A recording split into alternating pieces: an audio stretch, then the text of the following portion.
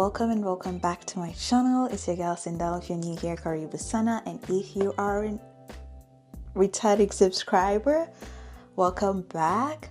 As you can tell from the title of the video, you already know what I will be talking about. So I will be giving you guys like a timeline of when I started applying for my visa to Canada till the date I arrived in Canada and got my PR card. So as you know, there are different ways of coming to Canada. Definitely there's like the visitor visa, there is the employment visa, there is the express entry, there's the sponsorship, etc. So I will be talking about the one I used because that's what I am familiar with and that's what I know. I don't know about the other types of visas. So yeah, the one I came here with was family sponsorship. To be specific, it was a spousal sponsorship because there are different types of sponsorship. You can sponsor your parents to come to Canada, you can sponsor your grandparents to come to Canada, you can sponsor your children to come to Canada, and you can sponsor your partner to come to Canada. So the one I used was spousal sponsorship, which was like my husband sponsored me to come to Canada because he's the one who is here. So I'll just give you a timeline from when I started. If you see me looking down, it's because I am referring to my notes, because again, I just need to be super clear about everything. Anyway, so yeah, I will give you a timeline of my application from when I started applying for a visa to come to Canada until the day I landed in Canada. So we started this process on the 21st of September 2023. That's when I submitted my application with all the required documents. Of course, when you submit your application, they'll need all this type of documents, both from me and my partner. Like my partner has to submit a bunch of documents, I have to submit a bunch of documents. That's like a whole different story. It will be like a whole different YouTube video. But yeah, so we submitted all our documents on the 21st of September 2023, and then on the 22nd September 2023, that's when they sent us, because once you submit your documents, they are good enough to like get back to you and let you know that, okay, we have received your documents, blah blah blah. Okay, so on the 22nd of September, they acknowledged to have received my application. Perfect. So from there we wait. But the next time we heard from them was on 21st November 2023. So that is like September. That's 2 months after I submitted my documents. 21st September 2023, we received our UCI and application number. So application number is assigned to me. That is like the number they will be using to refer to me. Like anytime they need to send documents to me, anytime they need anything from me, that will be my reference number, the application number. So that is when I was issued my application number and UCI number. So UCI number, they're numbers that appear on your PR card.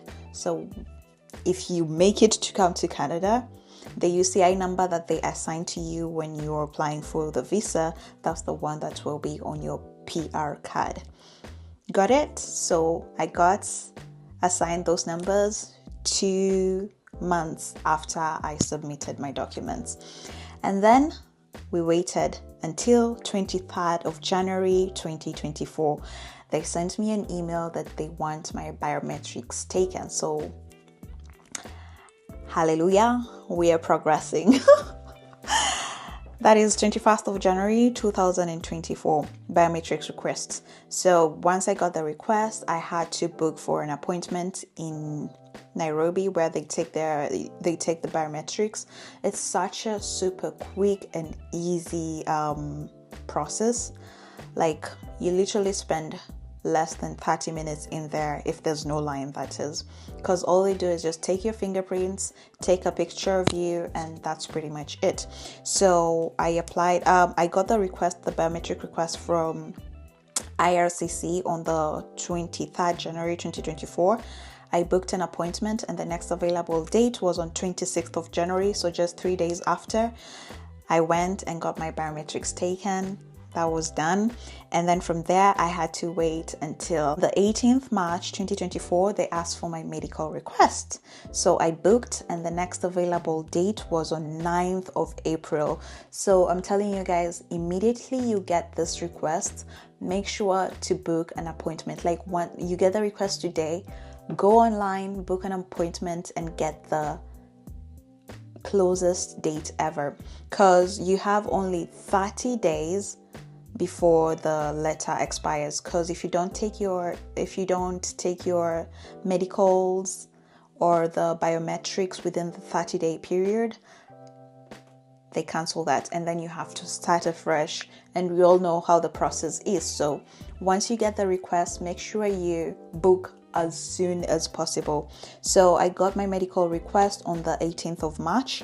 I booked, and the next available date was on 9th of April. You see, that's almost like 1 month before, like it was close to a month. Anyway, so yeah, got my medical done. My medical's done on the 9th of April. So for the medical report, you're supposed to bring a few things. Number one is the letter that they sent to you. That is because it has a medical report form, so you need to bring that with you, and you have to bring your passport and eyeglasses if you wear. Because when you go to the medical place, let me tell you guys, by the way, there's this story. So when I booked for my medical appointment, I feel like I'm saying medical a lot of times. Anyway, when you book for the medical appointment, you have to pick a time.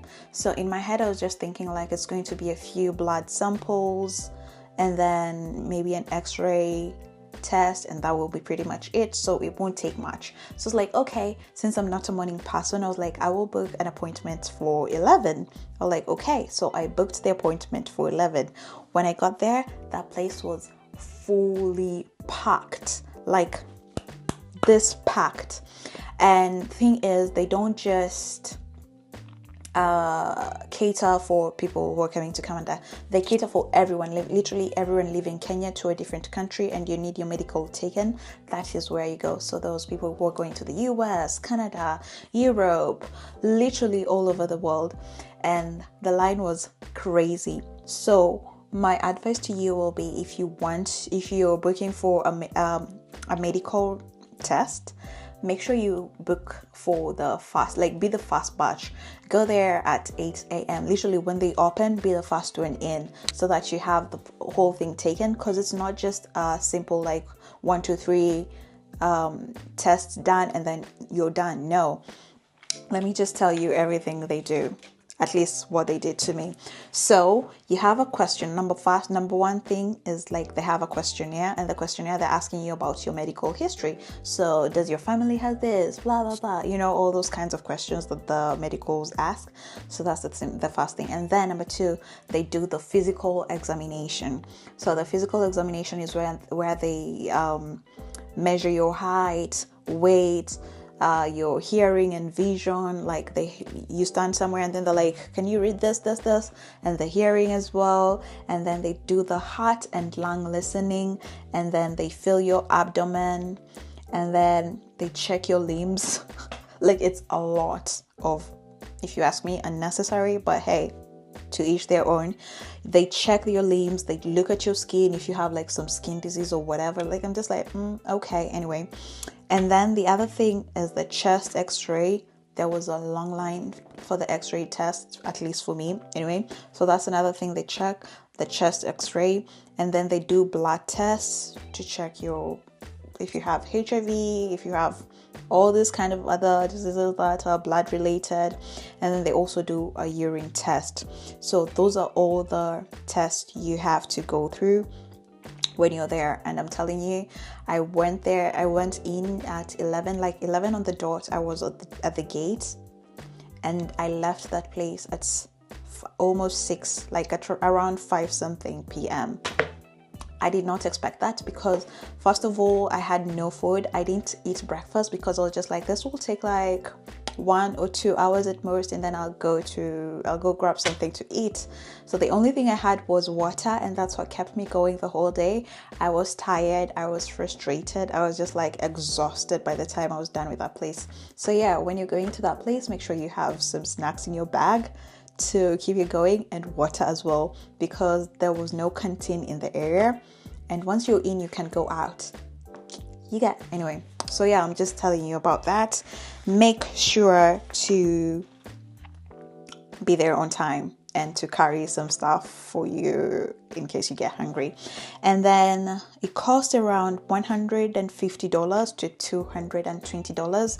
This all depends on your age, I guess. So yeah, that was it with the medical request. Such a long process, I'm telling you. Anyway, after my medicals got done, I had to wait for another 5 months before I had back from them.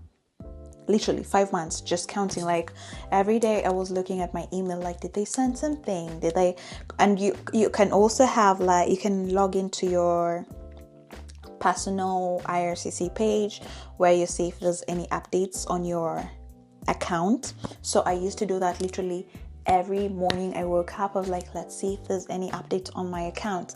Let's see. Nothing. Dead for 5 whole months. But in that 5 months, they were apparently checking for my background, because there's also the process of the background check and eligibility. So if you're eligible to come to Canada, or if you have any criminal history back home, that will be a no for them.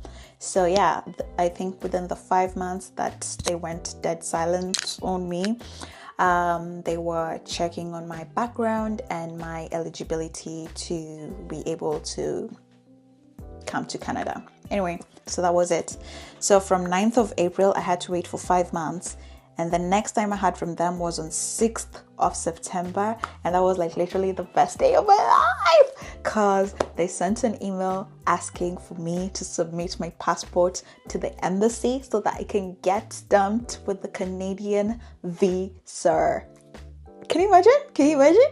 Like, 6th of September 2024, best day of my life.